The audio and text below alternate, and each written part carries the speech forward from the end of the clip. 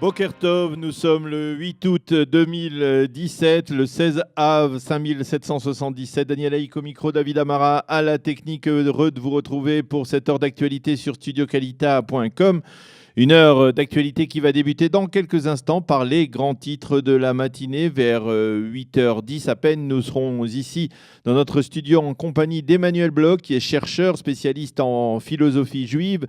Emmanuel Bloch nous parlera entre autres du congrès mondial des études juives qui se tient actuellement à l'Université hébraïque de Jérusalem avec une palette impressionnante d'intervenants. Donc nous en parlerons avec lui à partir de 8h10. Vers 8h30, Eliana Gurfinkel nous présentera, comme chaque jour, sa chronique Un jour notre histoire, qui sera consacrée aujourd'hui à Shai Agnon, le célèbre écrivain et prix Nobel israélien. Je vous présenterai vers 8h40 la revue de la presse et des médias israéliens, avant de terminer ce matin à 7h, un peu plus tôt qu'à l'accoutumée. Les grands titres de l'actualité: un terrible accident s'est produit hier soir sur la base de Ramon, base de l'armée de l'air israélienne dans le sud du pays, dans le Negev. L'équipage d'un hélicoptère de combat de type Apache a indiqué à la tour de contrôle qu'il avait une panne et peu après, l'hélicoptère s'est écrasé sur cette base, tuant sur le coup le pilote de l'appareil, le commandant de réserve David Zohar, et laissant grièvement son copilote, un officier de l'armée de l'air en exercice. Celui-ci a été immédiatement évacué vers l'hôpital Soroka de Beersheva et son état est jugé très sérieux. Le commandant de réserve David Zohar avait 43 ans, il était originaire de Haïfa. L'armée israélienne a immédiatement ouvert une enquête pour déterminer les circonstances exactes de cet accident et le commandant en chef de l'armée de l'air, le général Amir Eshel, qui doit d'ailleurs terminer son mandat dans quelques jours, a donné l'ordre d'interdire tout nouveau vol d'hélicoptère Apache en service dans l'armée de l'air israélienne pour l'instant. Il convient de souligner qu'en juin dernier, il y a donc 2 mois à peine, le général Eshel avait déjà cloué au sol tous les hélicoptères de ce type après qu'une sérieuse avarie, une fissure de 20 cm ait été détectée sur l'une des pales d'un hélicoptère de ce type. Et ce n'est qu'au cours des derniers jours, qu'il y a 3 semaines à peine, que les vols de ces hélicoptères de combat avaient repris.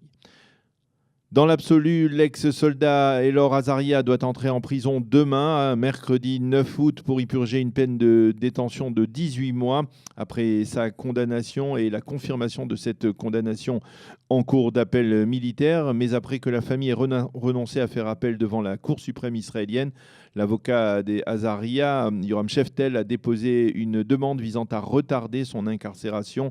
Si la requête est repoussée aujourd'hui par la justice, Elor entrera donc demain en prison. Quoi qu'il en soit, les responsables de l'administration pénitentiaire militaire ont souligné qu'Azaria ne bénéficiera d'aucun traitement de faveur durant sa période de détention. Le roi Abdallah de Jordanie a effectué hier sa première visite à Ramallah depuis 5 ans. Il y a rencontré le raïs palestinien Mahmoud Abbas. L'objectif de cette visite, consolider un axe Amman-Ramallah autour du mont du Temple, et ce après les émeutes qui se sont produites autour du mont du Temple entre le 14 et le 28 juillet dernier. Et puis une information d'actualité qui va nous permettre d'une certaine manière de faire un lien avec l'invité de la rédaction ce matin. L'Université hébraïque de Jérusalem a annoncé hier sa décision d'ouvrir l'an prochain un programme d'études sur les communautés juives séfarades, les communautés juives orientales en général. Cette décision fait suite à une recommandation faite il y a 1 an et demi par la commission présidée par le poète israélien Erez Biton, visant à reconnaître la contribution du judaïsme séfarade à la société israélienne. Il s'agira d'un programme de master dans le département d'histoire contemporaine du peuple juif, et ce programme sera divisé en plusieurs cursus qui permettront de tout savoir sur le judaïsme séfarade et oriental en matière de littérature, tradition, philosophie, halakha, art et folklore. Cette annonce, il faut le souligner, intervient en marge du congrès mondial donc des études juives qui se tient actuellement au sein de l'Université hébraïque de Jérusalem. Nous reparlerons de ce congrès dans quelques instants avec notre invité Emmanuel Bloch qui sera de notre studio. Pour terminer ces grands titres de la matinée, la météo avec un temps légèrement moins chaud qu'hier. Les températures seront de 32 degrés à Jérusalem, 31 à Tel Aviv et 42 degrés à Eilat. Nous allons marquer une pause musicale et on se retrouve tout de suite après avec notre invité Emmanuel Bloch.